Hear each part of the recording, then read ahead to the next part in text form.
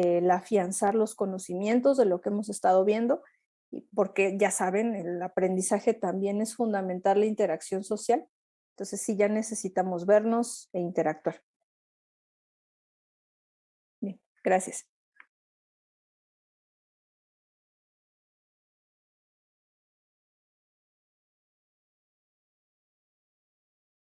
Bueno, continuando un poco con lo que estuvo diciendo Vane, ahora voy a poner como algunos videos para justo hacer las anotaciones de lo que estuvo como mencionando.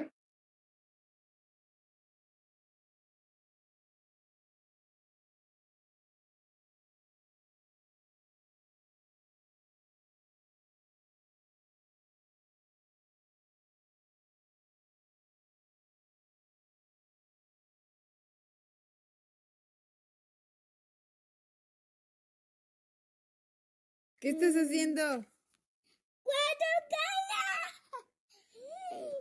Oye, ¿qué carros se parecen más? Es que hay... ¿Qué carros son iguales? ¿Hay carros iguales? Sí. ¿Cuáles son iguales? Te quitó chanta. Ah, sí, ya vi. Oye, ¿hay carros iguales de todos estos? Sí. ¿Cuáles son iguales? Este. ¿Este es igual a qué otro? Amarillo. Ah, ¿son amarillos? Entonces, ¿estos son iguales? Sí. ¿O son diferentes? Dijiste. Tú dije. Oye, el ojo. ¿Este así? ¿El ojo? ¿Hay otro rojo? No. A ver, ve, ¿dónde hay otro rojo? No cuento. No, entonces no. ¿Este qué color es? Azul. ¿Hay otro azul? En estos. A ver, de estos, ¿cuál es azul? ¿Cuál es azul? ¿Cuál es azul?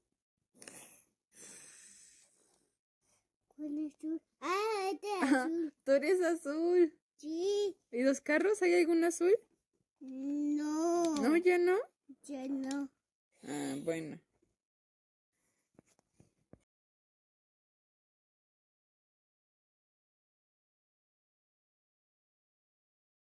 Bueno, esto también va relacionado con algo que va a pasar un poco más enfrente. Está empezando como a hacer sus clasificaciones.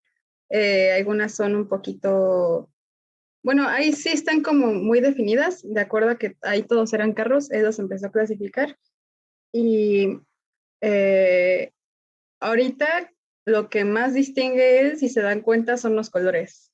Tanto en el video de figuras que vimos al principio, pone muchísima atención a los colores más que a cualquier otra característica que el objeto pueda poner.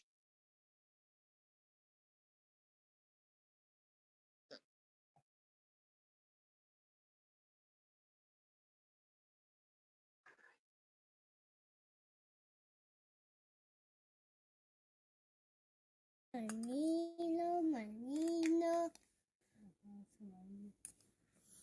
Oye, Mamá. Este es blanco. Blanco, blanco. ¿lo puedes torcer? Mira, te iba a preguntar. Si le hago así, ¿es diferente o es igual? Igual. ¿Por qué? Aquí este igual.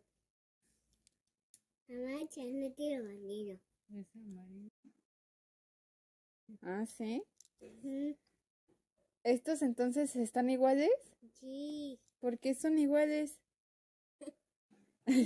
¿Por qué están iguales estos? Bueno, aquí, por ejemplo, se enfocó en que ambos eran alambres, entonces igual se enfocó en una sola cosa. Entonces, depende de qué le preguntes, es como lo que te responde, pero ahí se das tus respuestas un poco a lo que dijo antes. Se le asigna una propiedad por objeto, entonces todas las demás las va subordinando. Entonces, si cambian, no cambia la identidad del objeto para él. Por ejemplo, una fácil. Esta figura tiene dos franjas, una franja amarilla y otra roja. Si te digo que me formes esta figura con estos cuadritos, tú podrías hacer esto, mira. Ahí, bueno, agarra esta y yo agarro esta. Mira, ¿me prestas tus dos? Mira. ¿Se parece a la figura? Ah, ok. Pues ahora a ti te toca hacer una figura similar, ¿ok? A ver, Dante. ¡Ay! Ya, Dante, eres bien listo. A ver, Dante, te tengo una más difícil. Ay, Dante. Y bueno, nos costó muchísimo retener su atención en varias pruebas. Ay. Si eres de último, faltaba otro. Creo que falta otro, pero si quieres ya al final. Ah. Bueno, está bien. Sí.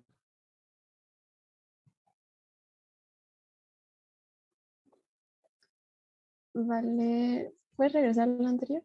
Quisiera recapitular porque me quedé a la mitad.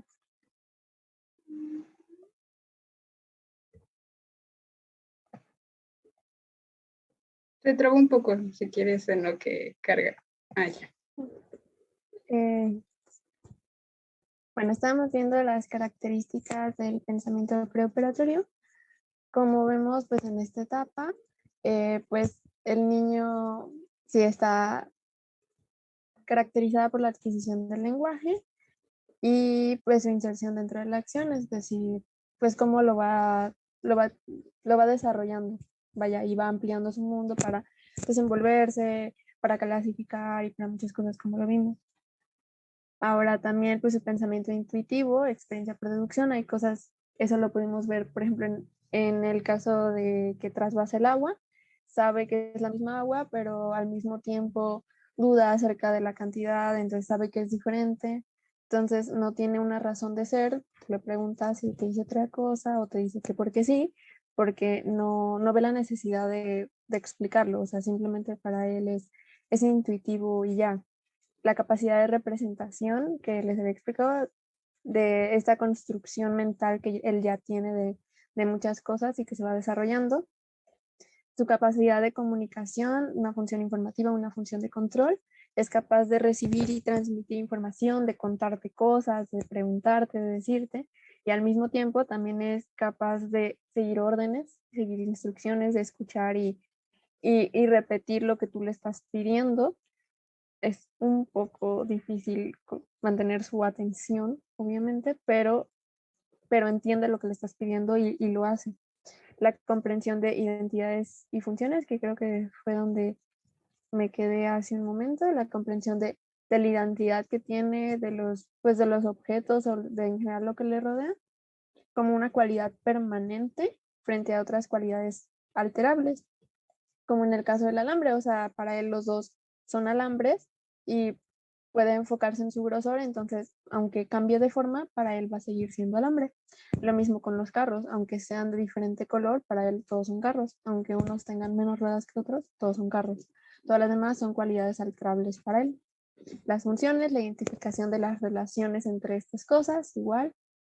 La distinción de la apariencia y la realidad, y que va formando su propio esquema mental de las cosas. Siguiente.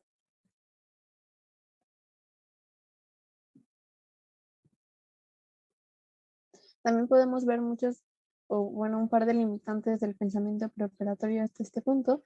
Como vemos, sus juicios están basados en las apariencias percibidas de forma inmediata. Es lo que él percibe y lo que él ve en ese momento y no puede dimensionar en otra cosa. O sea, es un aspecto muy visual de la forma en que él te lo va a explicar y la forma en la que él va a basar sus juicios. Se centran, o bueno, existe esta tendencia en centrarse en un solo rasgo, entonces el niño le cuesta asimilar que una cosa puede hacer dos cosas a la vez y si se da cuenta, lo mueve, pero, pero al mismo tiempo se centra en uno solo a la vez. Y el libro explicaba que probablemente esto tiene que ver con el asimilar mucha información, que esto se va desarrollando conforme los niños crecen y pues a esta edad les cuesta un poco, entonces precisamente por eso tienden a centrarse en una sola cosa, en una sola propiedad de algunos objetos. El egocentrismo, esto lo mencionan como la dificultad para ponerse en otro punto de vista y por eso mismo no son capaces de entender que tú no los estás entendiendo, por así decirlo, sino que para ellos es intuitivo y es obvio y es claro, entonces no sienten la necesidad de explicarlo más allá. No, ellos no ven contradicciones, no existen para ellos, porque para ellos es claro. Entonces no son capaces de explicarte y si te explican, pues te explican mal o te explican cosas que no tienen nada que ver o se distraen, como pudimos verlo en el caso de Dante. Ahora, atención a los estados es una centración temporal. Mm, va un poco ligado a los juicios basados en apariencias, sino que se centran justo en ese momento en cómo está el objeto, qué es lo que están viendo, qué es lo que está pasando, qué es lo que tienen enfrente, y no a las transformaciones, no justo en ese momento como está. El pensamiento irreversible explicaban que la irreversibilidad de esta etapa es el hecho de que el niño preoperacional sea incapaz de invertir la dirección de una secuencia de eventos. O sea, el niño no puede apreciar como una transformación inversa que lo va a devolver al otro punto, o sea, o al objeto a un estado original o devolverlo, sino simplemente lo ve como una secuencia. Vaya. La insensibilidad de las contradicciones, no encuentra contradicciones, o sea, simplemente no hay para él contradicciones, es intuitivo para él. Una incorrecta lectura de la experiencia, una falta de toma de conciencia, que va un poco a lo mismo, y la escasa capacidad de reflexión sobre la propia acción, esta de interiorizar y reflexionar y poder explicarlo, son limitantes que pudimos ver, o sea, tú le preguntas y no te puede explicar o le cuesta mucho trabajo explicarte, o sea, no le ven una necesidad a eso. Siguiente.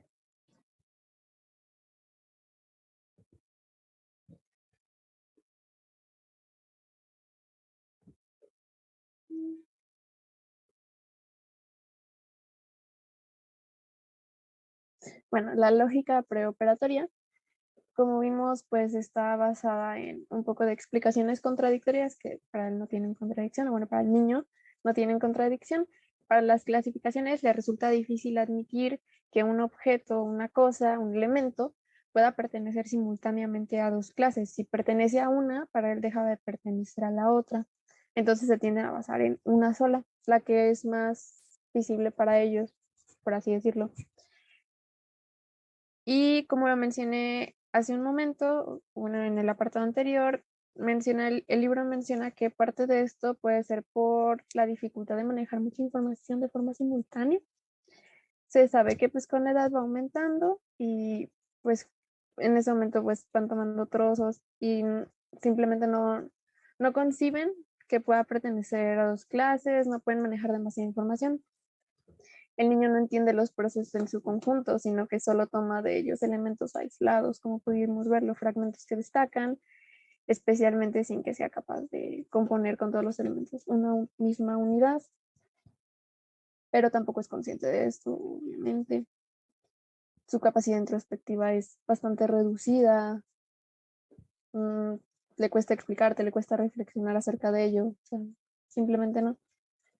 Y desde el punto de vista del razonamiento, pues Piaget señaló y explicó que a esta edad los niños no hacen ni un razonamiento inductivo ni un razonamiento deductivo, sino que lo denominó transducción, que es un paso de lo singular a lo singular, sin generalizar, que es lo que observamos en los niños. Y vamos a ver creo que faltan como 2 videos.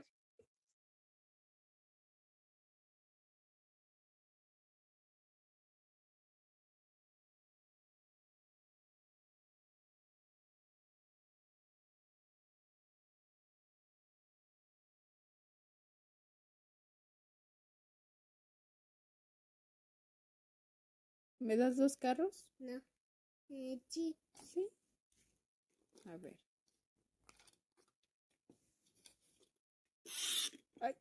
Ay. ¿Faltan más carros? Oye, Ew. mira, el carro te quitó llanta. ¿Están diferentes de abajo? ¿O iguales? Sí, igual abajo. ¿Tienen las mismas llantas? Sí. A ver, ¿cuántas llantas tienen? Este y este. 1, 2, ¿Y aquí cuántas tiene? 4, Entonces, ¿están iguales o diferentes? Oye, ¿y hay algo que sea igual aquí? Mamá, a mí no me calo. ¿Estás arreglando tu carro? Sí. A ver.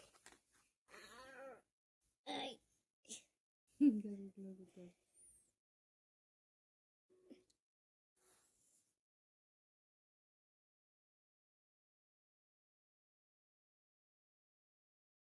Bueno, ahí también se puede ver un poquito de juego simbólico, que pues agarró un alambre y empezó a reparar.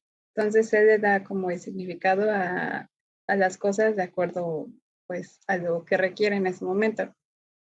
Y bueno, les voy a hablar de las operaciones concretas que corresponde a la tercera etapa de desarrollo según Piaget. Y habla de una edad un poco más avanzada, que es a partir de los 7 años hasta los 11, y empiezan cambios muy importantes en lo que es el pensamiento del niño. Pues hay diferentes formas de organización que llegan a ser superiores a las anteriores.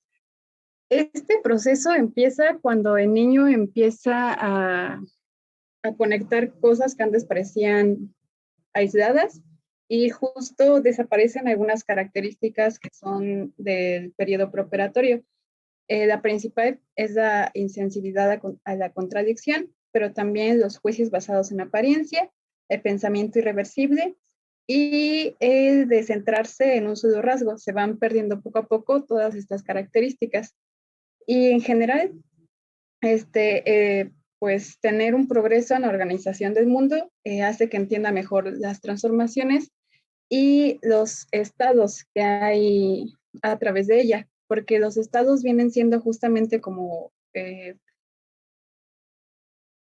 partes transitorias y así es como van justificando las transformaciones de acuerdo como a diferentes estados.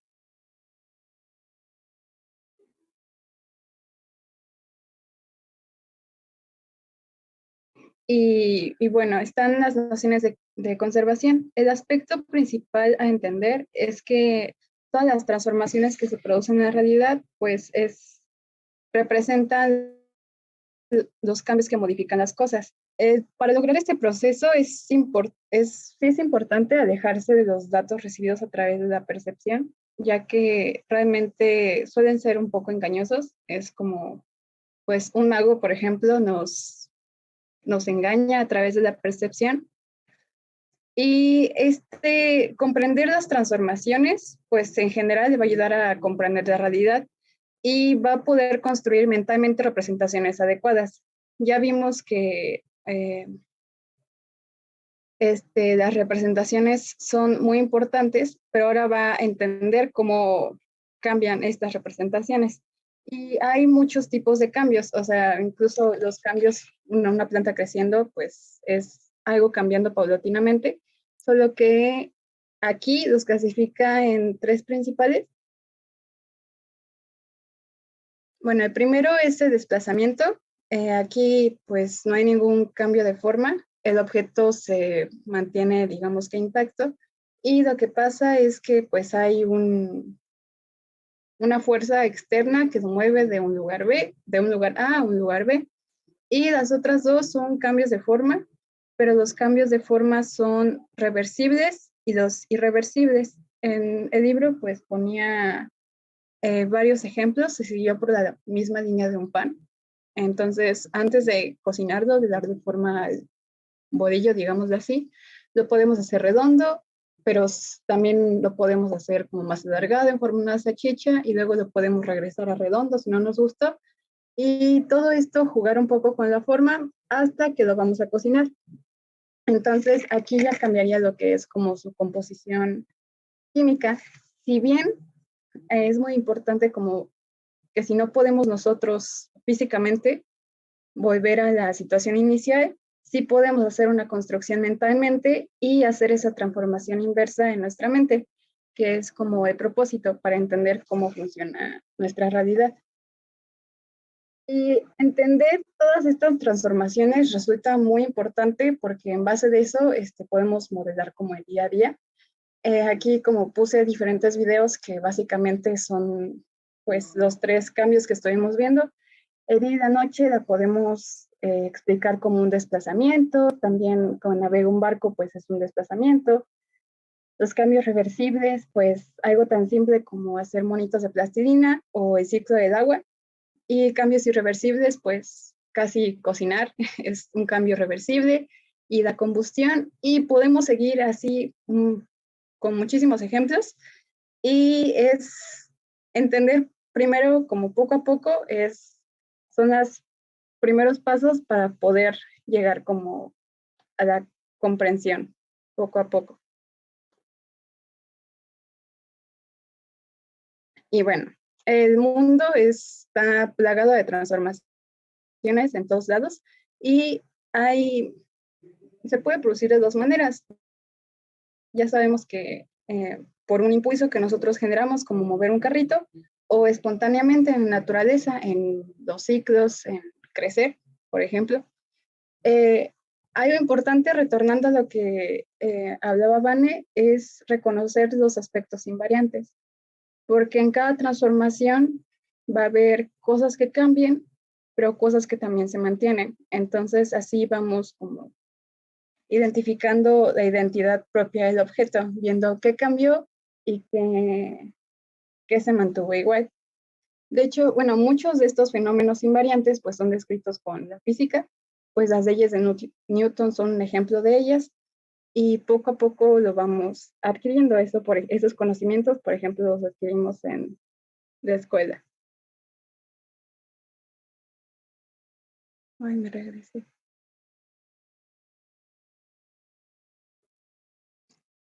De los primeros como cambios o bueno, principios de conservación que nosotros tenemos, los primeros que se mencionan es la conservación de sustancia y pues es la noción de conservación más básica que tenemos. La prueba que se menciona ahí como para poder testearlo es agarrar plastilina, agarrar 2 bolas de diferente color y en cuanto el niño entienda que son 2 bolas iguales, se procede a alargar una hasta crear una salchicha. Y ya cuando se tiene la salchicha se pregunta, ¿este es igual a esta? Y se pregunta para saber si es mayor, que te dice si es más masa, menos masa o que si es la misma masa. Y el chiste es jugar con esto, transformarla continuamente, o sea, incluso pues hay otra prueba donde en lugar de hacer una salchicha, pues es hacer una galleta, simplemente se aplasta y constantemente es interrogarla, ¿es lo mismo, es más, es igual? Y que te lo justifique de alguna manera. Mientras más joven sea el niño, es más probable que te diga que sí se ha modificado la cantidad. Y lo curioso es que el mismo sujeto puede cambiar de sus creencias. Lo vimos en los videos, por ejemplo, que le preguntaba, ¿es igual? Y luego me decía, sí, es igual. ¿Es diferente? Y luego me decía, sí, sí es diferente. A veces era como simplemente porque yo se lo decía, pero en otros videos también él mismo llegaba como a conclusiones diferentes de acuerdo a cómo se lo preguntaras. Por ejemplo, bueno, un poco más adelante se los menciono. Y no es importante que te diga si hay más o menos, sino hay que como que te sostenga si de verdad se ha modificado o no. Y igual, normalmente todos los niños que usan argumentos en no conservación es porque están tomando solo una de las dimensiones. Entonces, por ejemplo, si hablamos de lo largo, pueden decir que la salchicha tiene más masa porque es más larga, o pueden decir que tiene menos masa porque es un objeto más delgado. Entonces, de acuerdo a qué aspectos se centren, tiene que ver un poco su conclusión.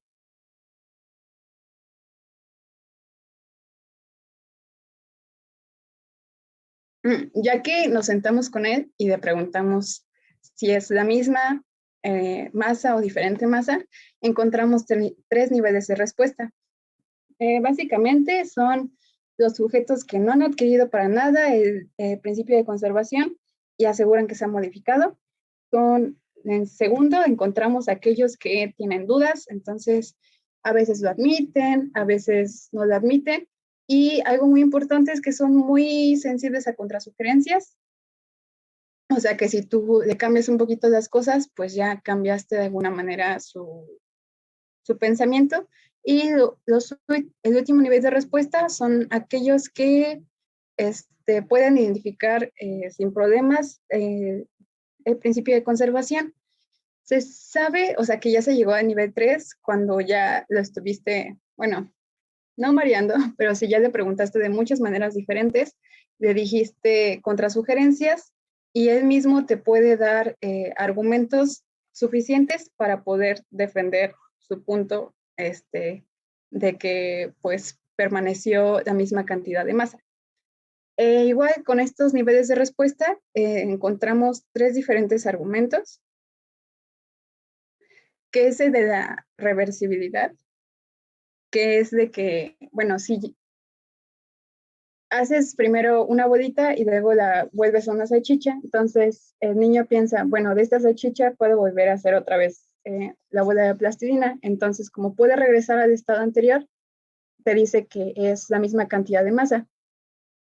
Otros niños usan el argumento de compensación de dimensiones, te dice, ah, sí, ya la veo, es más larga, pero también es más delgada. Entonces, de acuerdo al cambio de dimensiones, son capaces de decirte que esto aumentó, pero esto disminuyó. Por lo tanto, es la misma cantidad de masa.